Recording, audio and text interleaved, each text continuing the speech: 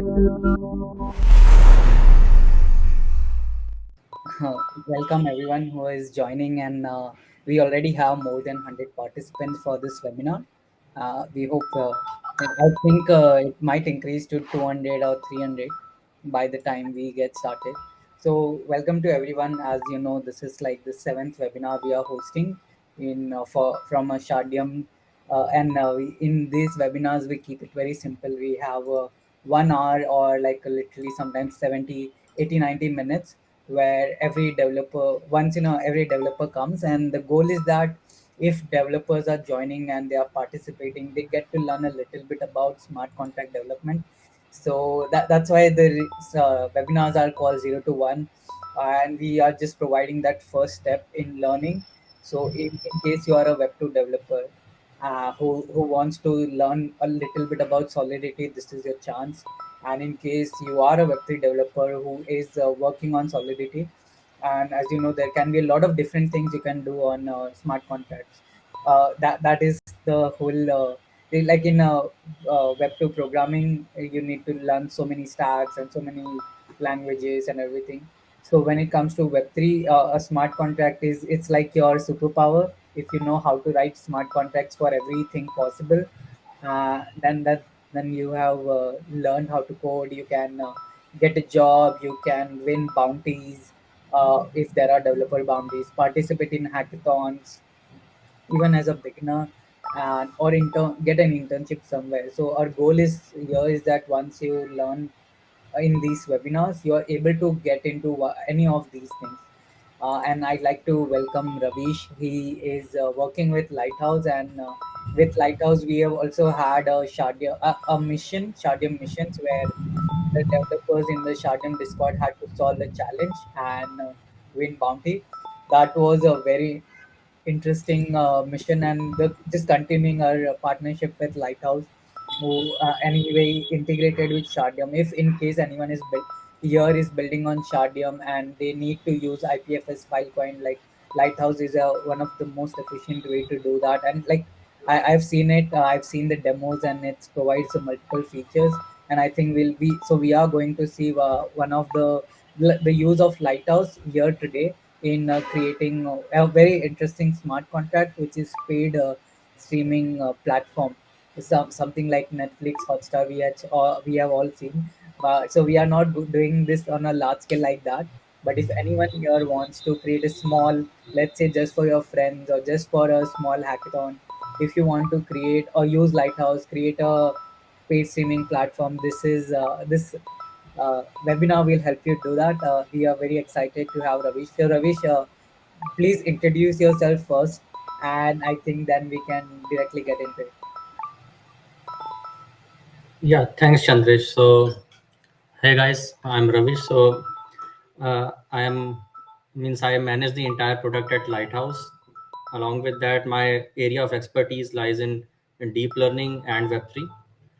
And yeah, so I think along we will try to have an interactive discussion, and along with that, you guys will get to know everything. So, Thanks, Ravish. So Ravish will start taking us through the webinar now. And meanwhile, since we have so many participants, the mic is mute for everyone. But feel free to use the chat, and that is the more efficient way. So feel free to use the chat while the webinar is ongoing. And any questions that come up, Ravish will try to answer them.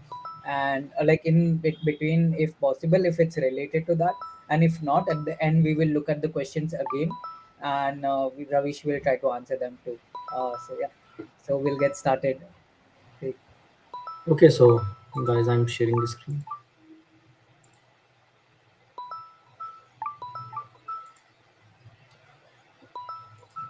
Okay, so here is the schedule for the webinar. So we will firstly start with an introduction to Lighthouse, what we are building, and then we will go for a live coding where we will be building this pay-per-view service. After that, we will have a look at more use cases, then conclusion, and in the end, we can have a Q&A session.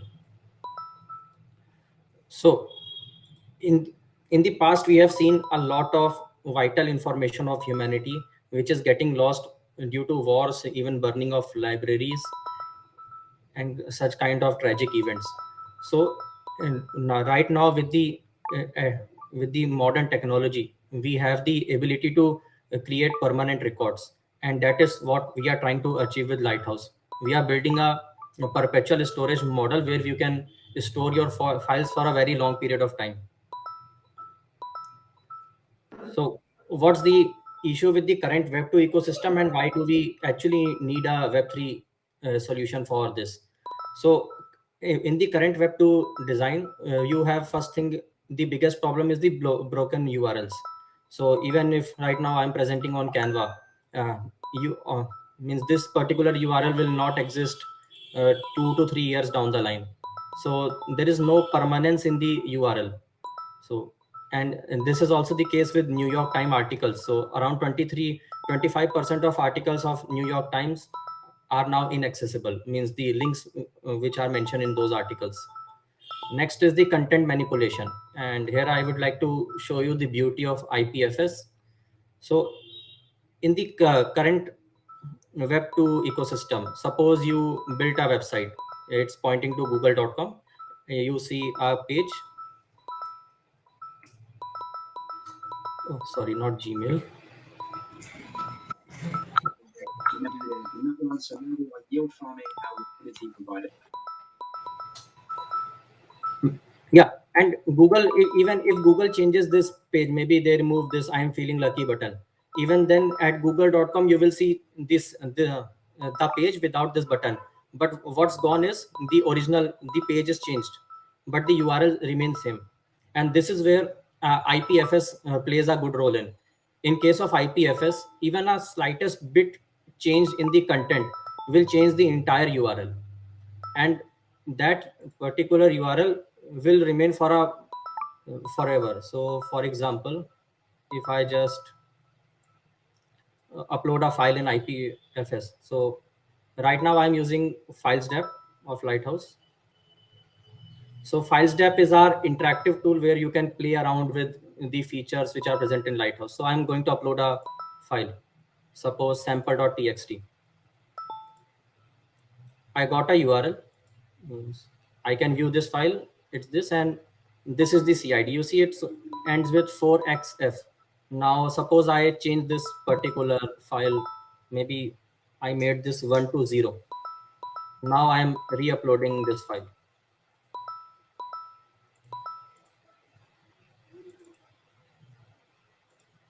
Now, if you can see the hash changes. So with this, you have a guarantee that if I go to this particular URL, even 1,000 years from now, I will get the exact same file. And that's something which makes IPFS quite special. Now, let's go to the next page. Third problem is with the current Web3 ecosystem.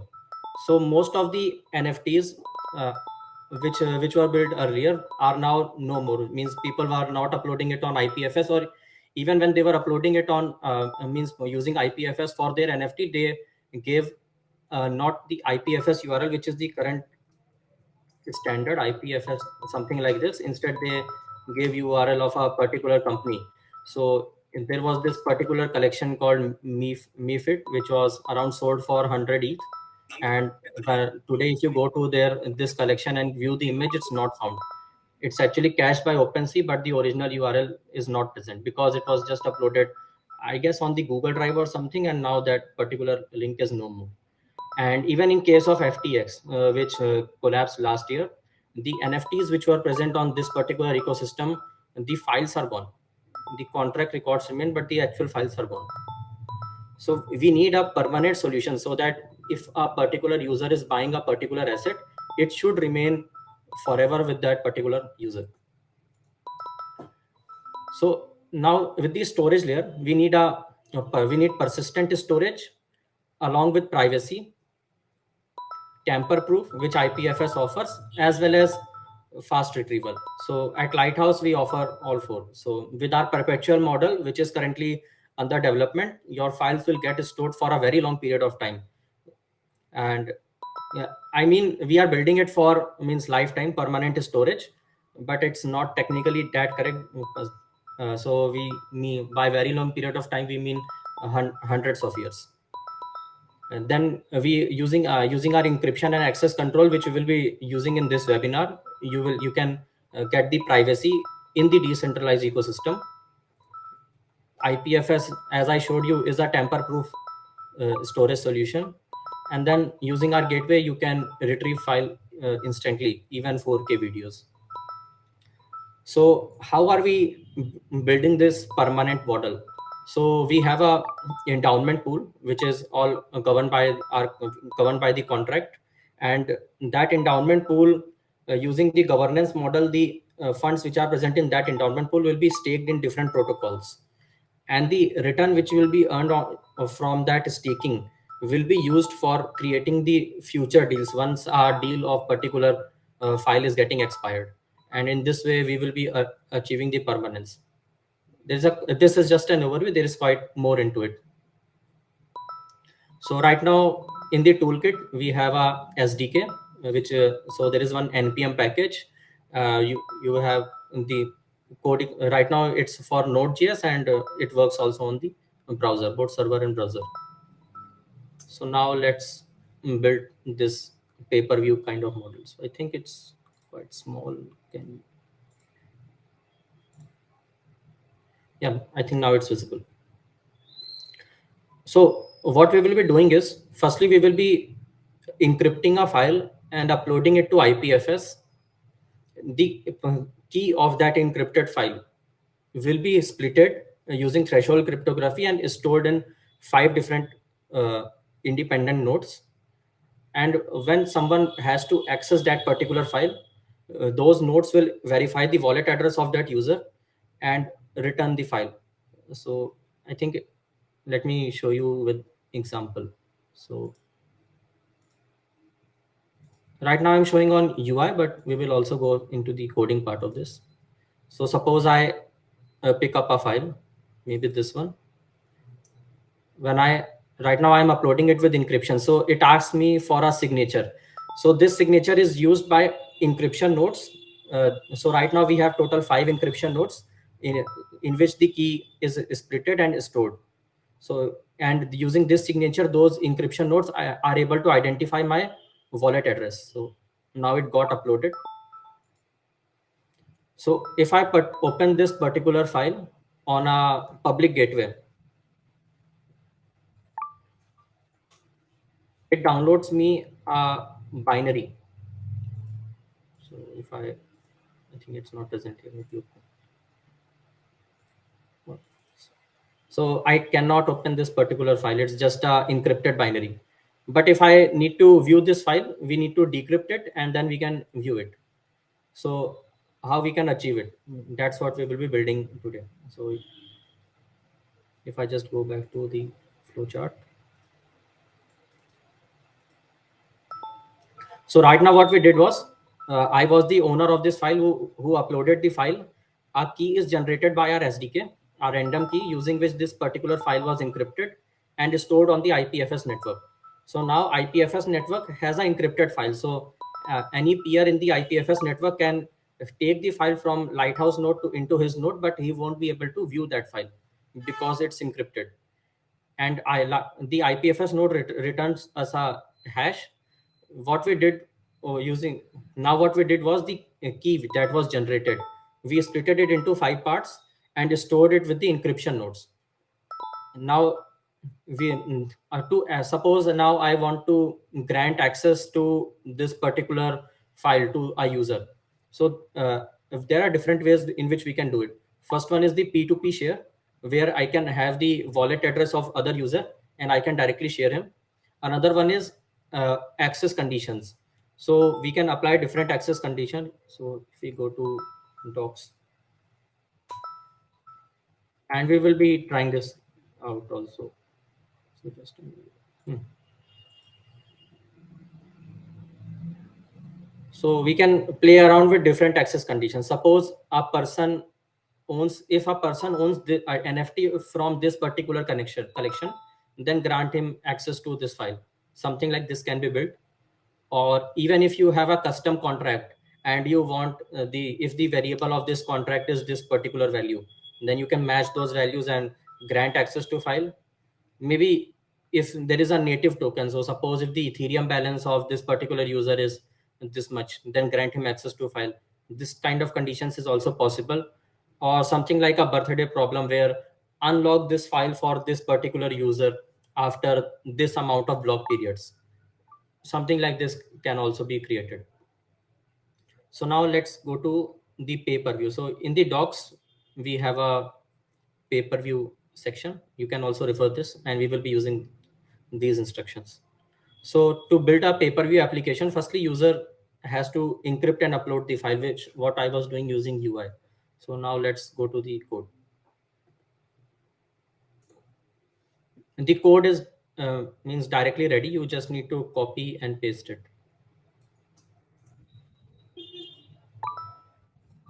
I'm just building a new project.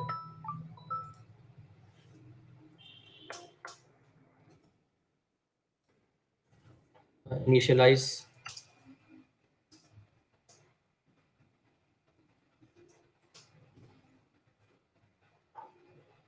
Okay.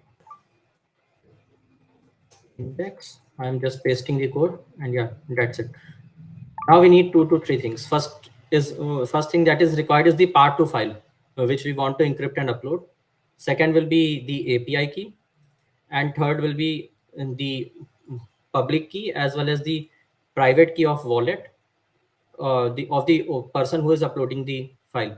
So in this case, the wallet that has generated the API key should be same as the wallet which is here. So in case of browser, you do not need this part. So if I just go to the browser code example, there this thing is handled by MetaMask or any other browser. So if I just go to browser,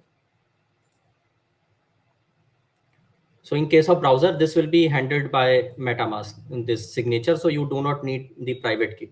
But in case of Node.js, we will require a private key to upload the file.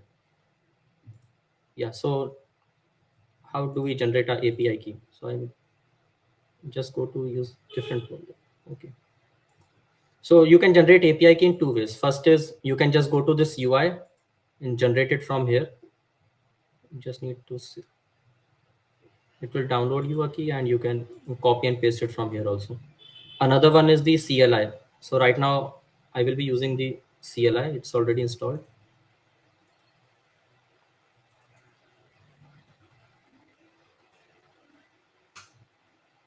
So even if you in the CLI, if you just write the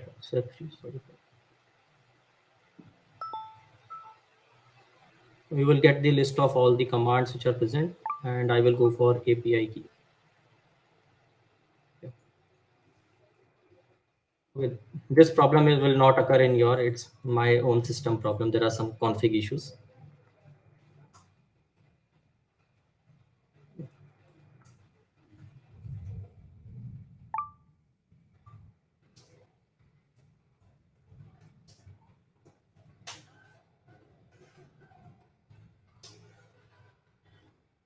Right, so I generated the API key, and let me also show you the wallet which I'm using.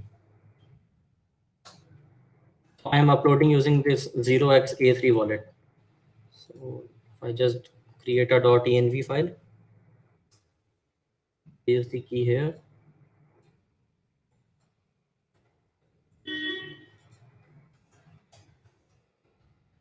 Next thing is I need the private key to my wallet.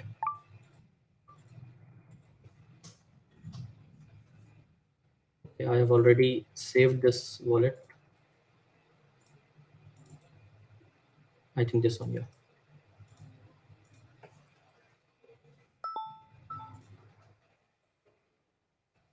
Okay, that's it. The third thing which I need is the path to this file. So let's try it out with maybe this video.mp4. So let me just have a path. PWD. So in case of Windows, you can give path in 2 ways. First one is the normal window, and second one is using WSL. So in both cases, the paths will change. So I will go for this one. And if you go for the first one, you need to replace the slashes to this thing, otherwise it won't work.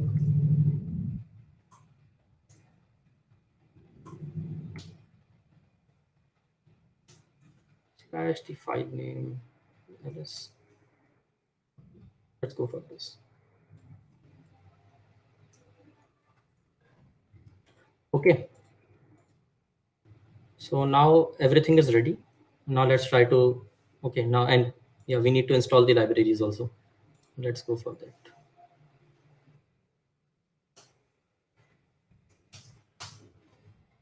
I need to install the Lighthouse SDK.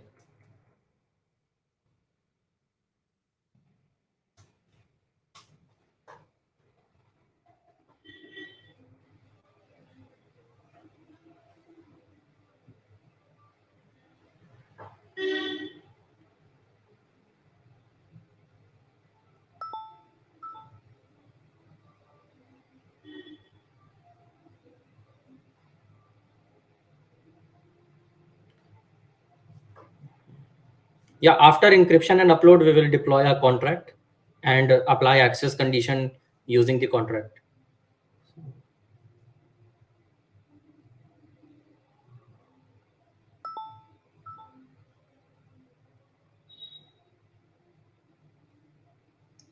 It's taking time.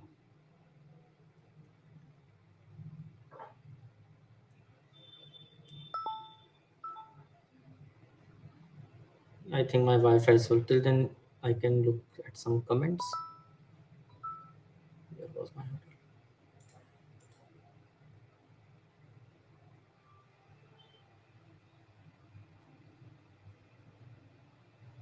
link? I think not this one. New talks.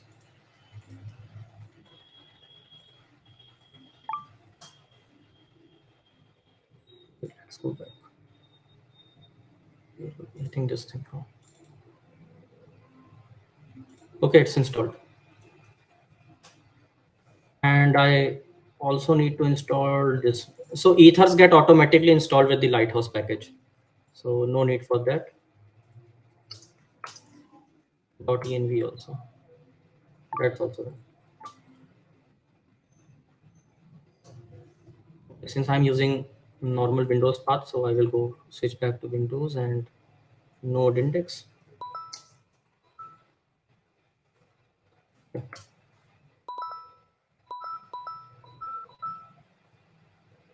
Yeah, so file is now uploaded with encryption. So if I just open this file using a normal gateway, again you can see it's downloading me a binary. Now we will try to apply contract token based access condition and then view this particular file. Okay, and let me also give a brief of what this particular code is doing. So path is just the path of file. API key is just generated. Public key and private key, these are only used for signature. So what happens is, for uploading file to Lighthouse, you just need API key. But for saving that password which was used for encrypting the file into the encryption nodes, you need a signature to verify your wallet. And after that, you will be able to save it, shard that particular key and save it to 5 different encryption nodes. Okay, so for that we just call this signature function. It generates a message which the encryption nodes use for verifying your wallet address. You sign that message, send it to the encryption nodes, a digital signature method, and then the encryption key is saved. Okay, so now let's go to the next step. Now what we will do is we will upload a NFT contract on Shardeum chain, and we will apply access condition on that particular contract and decrypt the file.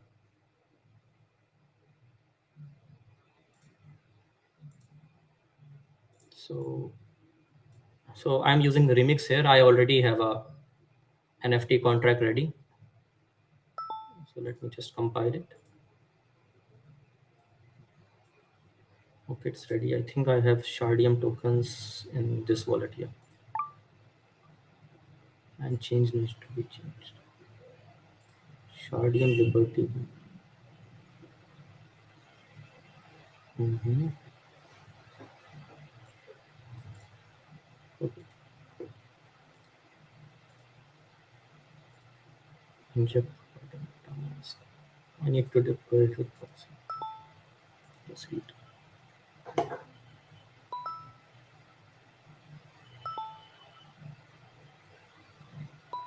Oh, provider not connected.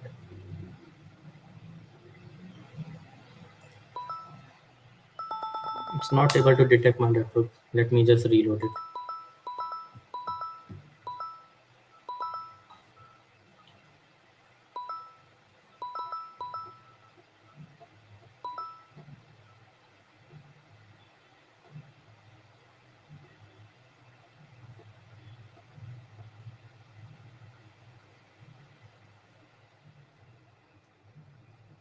Okay, remix is little slow. So let's go again. Contract NFT. Compile. It's ready. MetaMask. Okay, now it's connected. Deploy.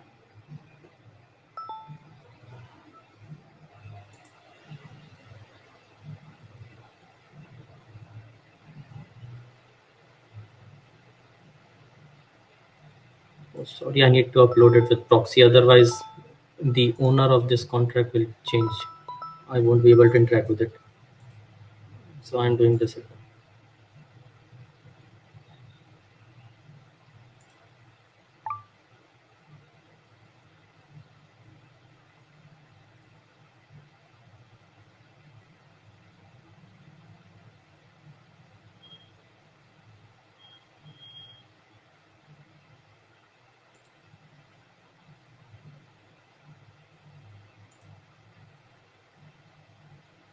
Yeah, now it's deployed.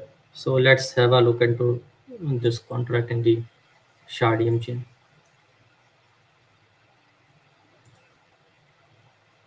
My is on Liberty 1, so it's some issue.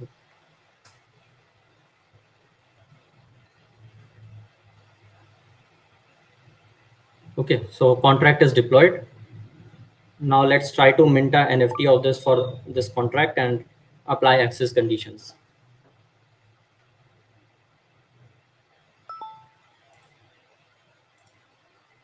Maybe let me mint it for this particular person only. So I'm using this address and a string, any file. Let's take this file itself.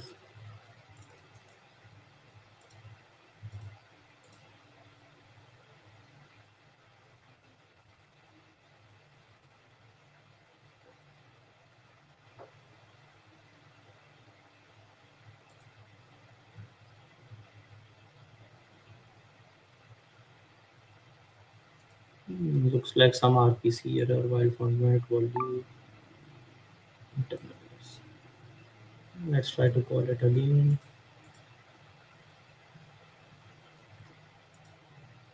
Maybe this one is the owner of it. Okay, let's go for another wallet. I see this.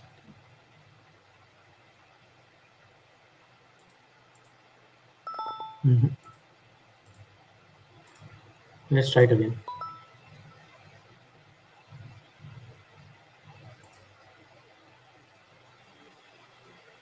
Right speed.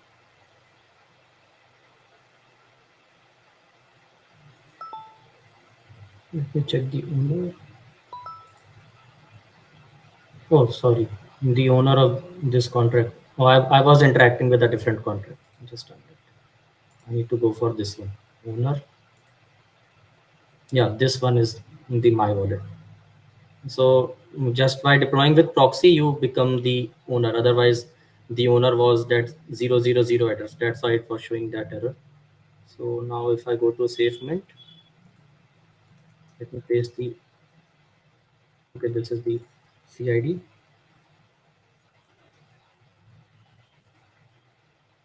Copy the address.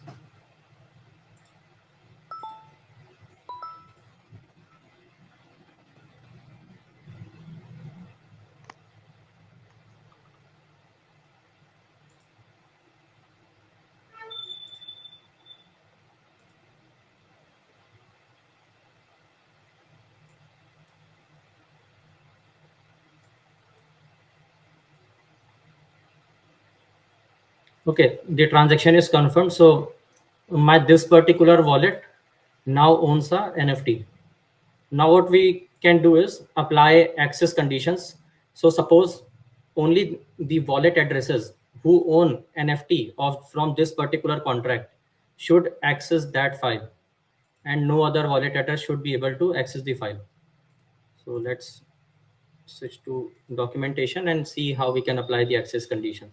So everything is just copy paste. We did the that work for you. So no, we will go for this code example. Apply access condition.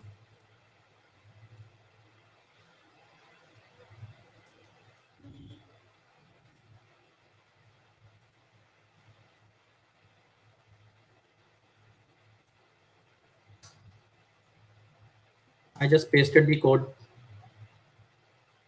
Now what I will do is first is the private key. So the who can apply access condition in this case, the wallet which uploaded the file, means the wallet which is the owner of file can only apply access condition of that particular on that particular file. So when I was deploying the file, I was using this wallet, my 0xA31, which is also means here in the code example also. So only this wallet will be able to apply access condition, otherwise you will get a error. So let me just copy this. So, and the CID is here. This was the file which you uploaded with encryption. So on this particular CID we are going to apply access conditions. So I'm just replacing the CID. Now conditions. So let me just take the example of a NFT condition. So if you go to this code example in section, you will get the NFT condition, NFT based condition example. So I'm just pasting it.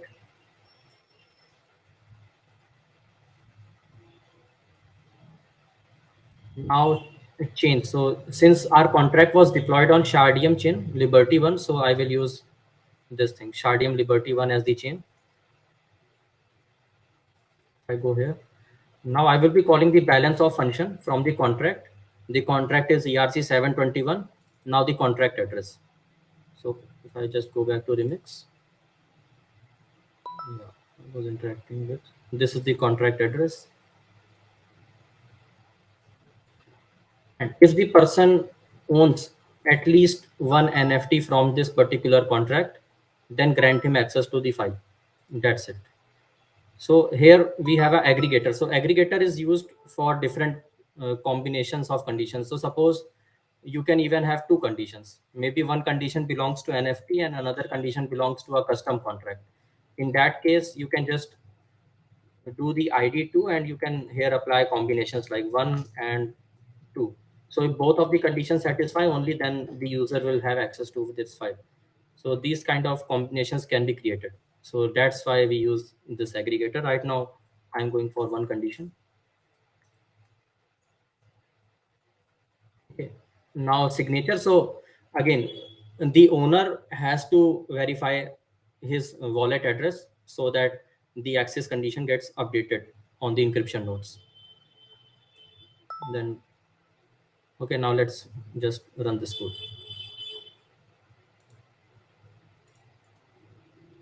Sorry.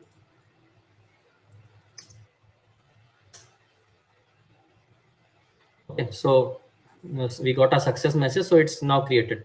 Now let's try to run it with two different wallet. In the first case, we will try to decrypt the file using this wallet, which already owns a NFT from this collection, and then we will try to decrypt it with another wallet which does not own the NFT from this contract, and see how it behaves in both of those cases. So in case, so for decrypting the file, there are two ways. First is you can use the Lighthouse URL. So, and second one is you can code your own page. Let me just go to the documentation. So if you go to maybe browser decrypt file, so here you have the code example of coding your own decryption page. And right now I'm going to demonstrate firstly with the Lighthouse view URL, how it works there. I'm going on incognito first, copying this CID.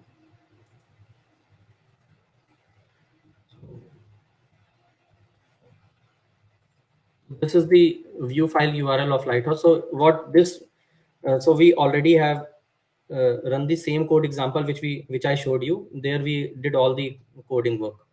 So this particular URL at the user's end will first get the verify the wallet address, get the password, and then decrypt the file and then view it. So if I just go here, I'm doing the signature.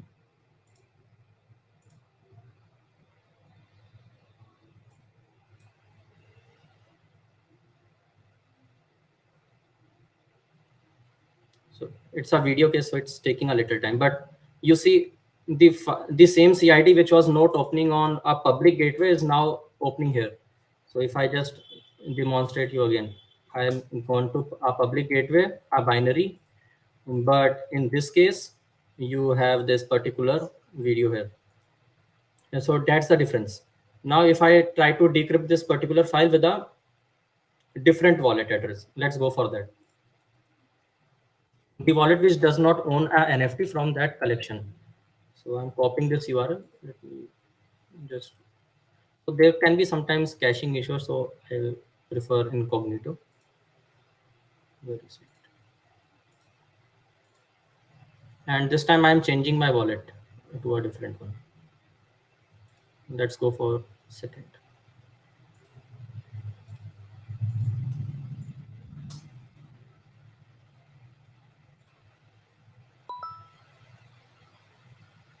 So this time my wallet account 2 is signing the message, and this account, now you don't have access to view the file because you didn't own NFT from that collection. So this is how you can create a pay-per-view service using Lighthouse. Let's do another experiment. Let's go for maybe do it to 2 NFT from this particular connection.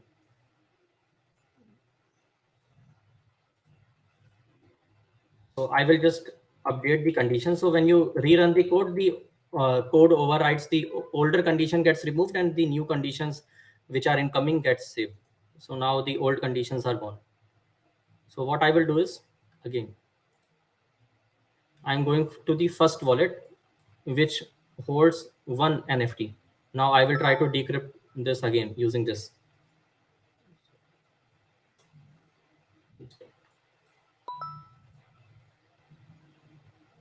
Now you see account 1 is signing the message. Now he does not have the access because he owns 1 NFT, not 2. So this is how you can play around with it. There are more cases possible. So now I think you will start getting what I was meaning, what I meant by other conditions. So for example, this one which I demonstrated was NFT. Suppose you have a custom contract. We will also try this thing. We will try to deploy a custom contract and see how it plays around. You can have a balance of condition where you can, if a particular person owns this much amount of native tokens, then grant him access. If you have your own tokens, maybe ABC token, then you have to use this custom contract condition to create a condition like if someone owns 100 coins of my particular means asset, then grant him access. And this is time based. So time based works on number of block periods. So you have, so like in case of Matic, on an average daily there are around 40,000 blocks minted. So you can, if you want to unlock the file after 1 month, you just multiply 40,000 into 30. So you get how many blocks will get minted after a month, and based on that you can unlock the file after a month or something. Okay, so now let's go for a custom contract. So let me remove this. Okay, let's keep this, and I'm going again. So here I have a custom contract. It's just a basic contract, just a count. So initial value will be 0. Let's compile it. It does nothing. It's just increment, decrement, and count. Basic code. Now let's.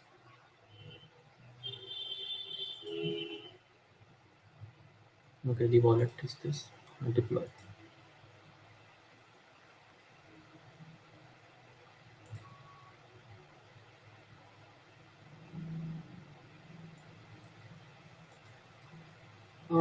Remix. All right, I will refresh this page. I think this will be gone. So if anyone has a question till now, we can have that Q&A. Then I will go for the custom contract. Yeah.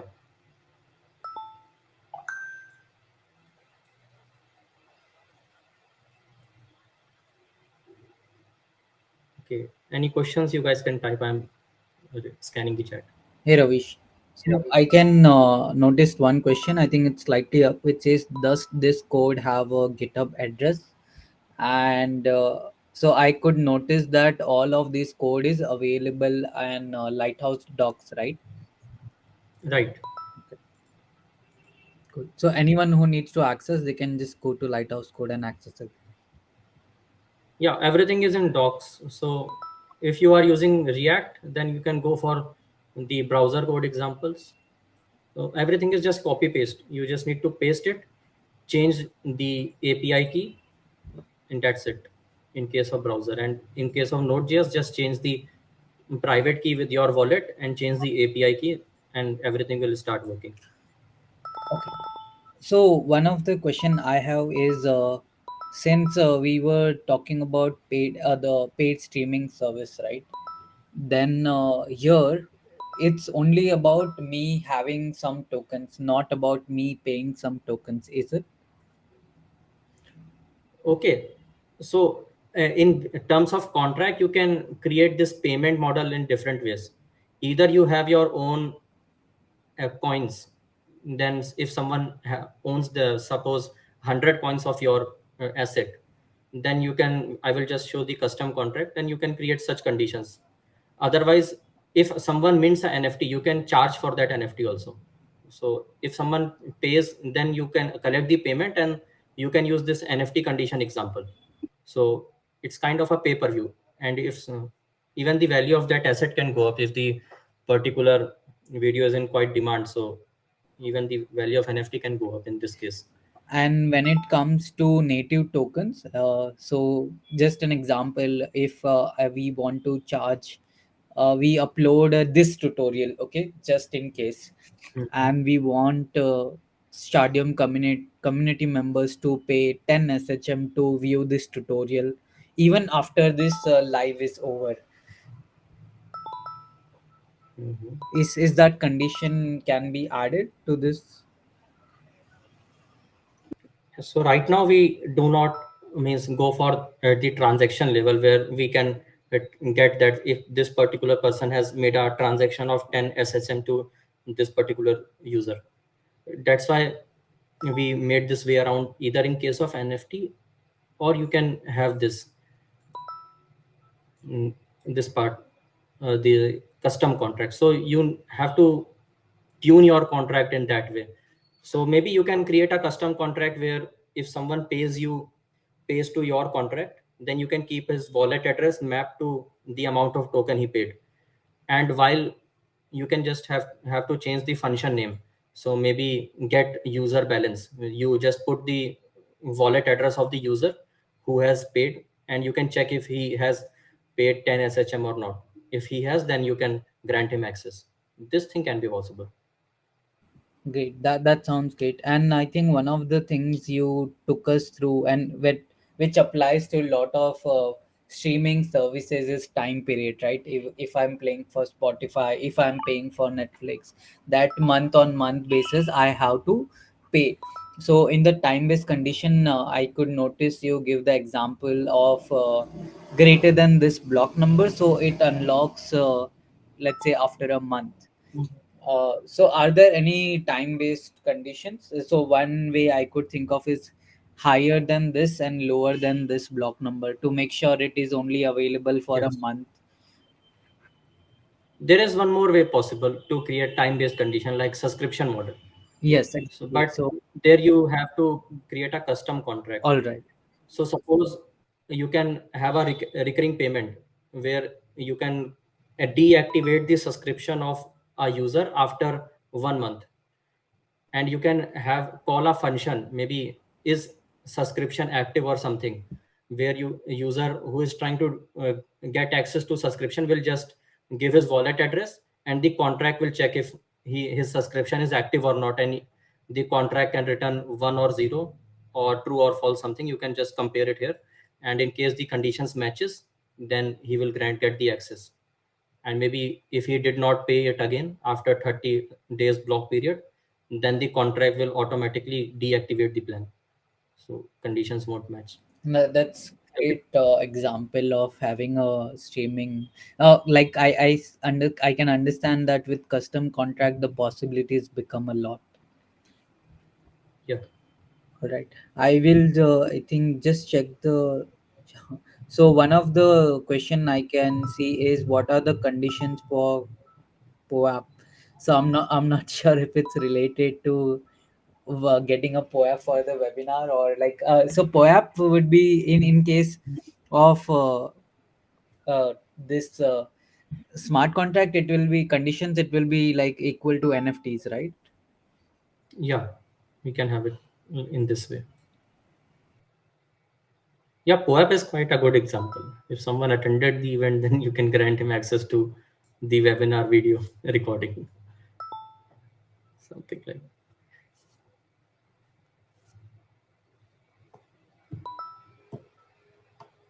Great. I think we got it done very easily, and I hope everyone understood. In case anyone would have more questions, feel free to drop into Shardeum Discord server. There we have channels for testnets and also community channels. And in case Lighthouse team is also available. So Ravish, if you can let the viewers here know how they can reach out to Lighthouse team and you in case they want to. Yeah, you can always, if you have any dev questions, always ping us on Discord. We are quite active there.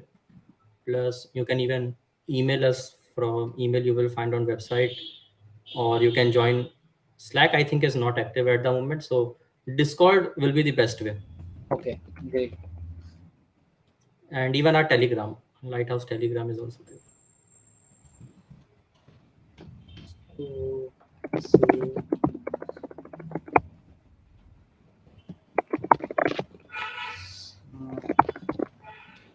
great. So to everyone who has joined us, thank you for joining, and thank you, Ravish, for taking us through this webinar. It was pretty quick, and I think the docs that Lighthouse have are amazing. That we can get so much information easily. Just go there, get the code, and work around it. So great job on making that happen, by the way. And to everyone who's viewing, thank you for attending this webinar. We are hosting this every alternate weeks. We'll have more webinars on more different ways to of smart contract development. If you have attended this webinar, you can find the link in the chat, a form link which is open for the next 10 minutes, and you will receive a POAP for attending this webinar, and we'll definitely try out a POAP based pay-per-view sometime soon. Like I'll check with my team and how we can get that done. So thank you so much, Ravish, and whoever is here, do fill the form to receive your POAP. Yeah, that's about it. uh, Yeah, oh, thanks for having me, Chandresh. yeah, bye, Ravish. Bye.